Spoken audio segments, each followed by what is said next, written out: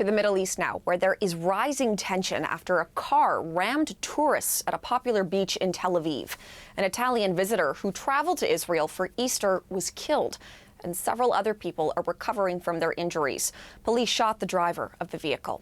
Iris Mackler joins us now from Jerusalem with more on all of this. So Iris, thank you once again for joining us. What is the latest on the investigation? The Israeli police say that they have named the perpetrator. His Yusuf Abu Jaber, a man in his 40s, a father and a grandfather, and an Arab citizen of Israel. They say they're not sure about his motives because he used to work in a Jewish school. He has no history of political or security crimes, so that's being further investigated. Hours before that, there was a drive-by shooting at a car in the West Bank in which two sisters were killed. They were from an English family who'd come to live in Israel. Their mother remains in a critical condition in hospital, and the gunmen have not been caught. After the Tel Aviv attack, Prime Minister Netanyahu said he was mobilizing all the reservists and all the officers in the border police to have them on the streets too.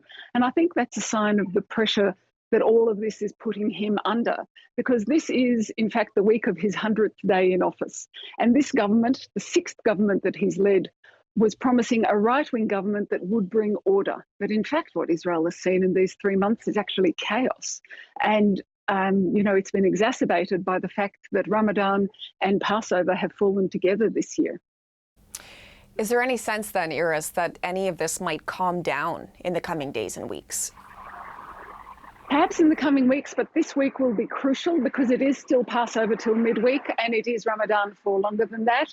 And when the two coincide, there is inevitably friction. Both sets of worshippers have their eyes on Jerusalem, and Jewish worshippers, Jews can visit the Al-Aqsa Mosque compound. They know it as the Temple Mount. It's holy to them too. They're not allowed to worship there. But during this particular time, it's very threatening for the Muslim worshippers. And so I think that's part of why it won't calm down until after this week.